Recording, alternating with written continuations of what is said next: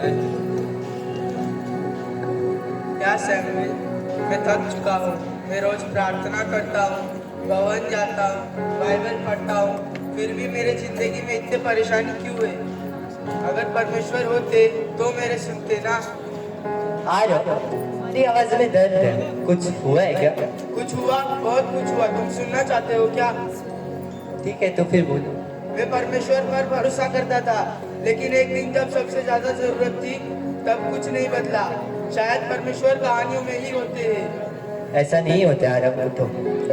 देखो, तुमसे एक सवाल पूछता हूँ, तुम परमेश्वर को मानना चाहते हो या देखना चाहते हो? परमेश्वर होते तो दिखते ना। बाइबल कहती है कि परमेश्वर प्रेम है, पर मेरे जीवन में तो सिर्फ दर्द है। पर आरव, बाइबल हमें ये भी सिखाती है कि कि दूसरा कोरिन्थियों 7:5 में ऐसा लिखा है, क्योंकि हम रूप देखकर नहीं पर विश्वास से चलते हैं।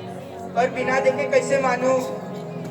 तुम्हें एक बात बताता हूँ, रात को जब अंधेरा हो जाता है और रोशनी चली जाती है, तो क्या तुम सूरज के होने पर शक करते हो? नहीं, मुझे पता है सूरज है, बस दिख नहीं रहा।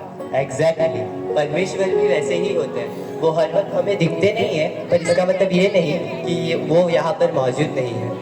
तुमने तो इसकी कहानी सुनी ही होगी, जिसमें प्रभु यीशु मसीह ने पतरस को पानी पर चलने को कहा था।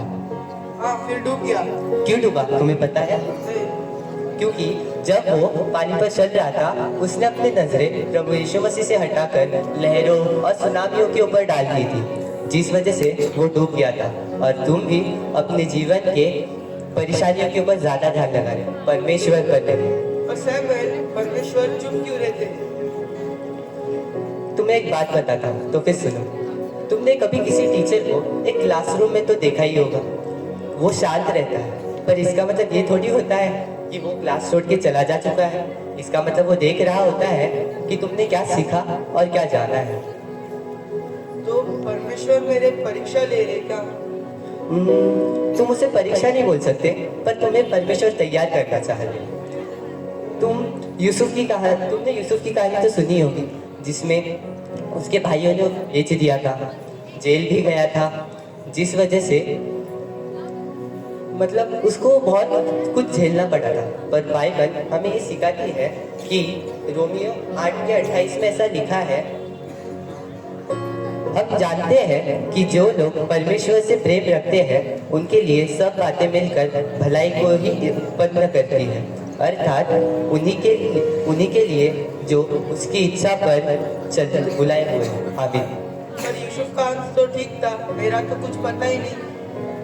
आरव, तुम अपने जीवन के बीच में हो, अंत में नहीं।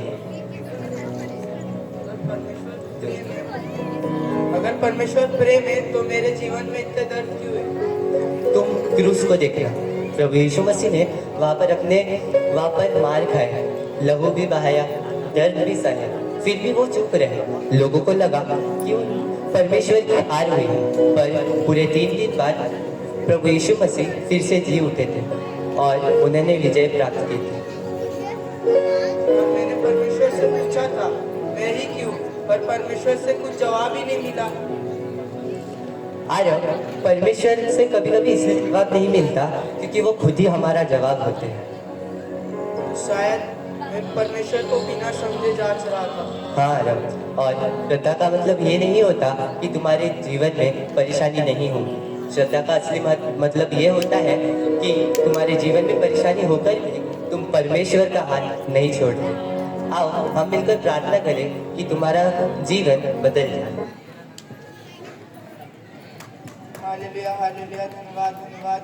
हे पिता परमेश्वर, मैं समझ गया हूँ, मैं आपको देखना चाहता था जबकि मुझे आपको मानकर चलना चाहिए था। हे परमेश्वर, मेरी मदद करो। आमीन।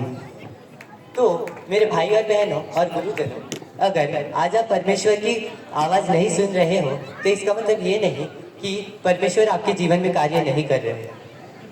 कभी कभी परमेश्वर इसीलिए जवाब नहीं देते क्योंकि वे हमें सच्चा मसीहा बना रहे होते हैं। और हमें परमेश्वर पर भरोसा रखना चाहिए कि वो चुप रहकर भी हमारे जीवन में कार्य करते हैं। और परमेश्वर हमेशा हमारे जीवन में कार्य करते रहते हैं, चाहे हम उन्हें देखें या नहीं।